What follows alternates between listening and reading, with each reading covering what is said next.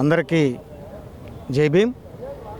మరి ఈరోజు గ్రీవెన్స్ సందర్భంగా గుంటూరు జిల్లా కలెక్టర్ గారికి ఒరిస్సా నుంచి 50 కుటుంబాలు వచ్చి పేరేచెర్ల మైనింగ్లో పనిచేస్తూ ఉన్నారు.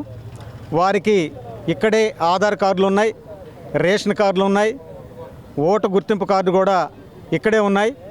కానీ వాళ్ళు చనిపోయినప్పుడు పూడ్చుకోవడానికి బరేల గ్రౌండ్ లేని కారణంగా మరి ఒరిస్సా తీసుకెళ్లాల్సిన పరిస్థితి ఏర్పడింది.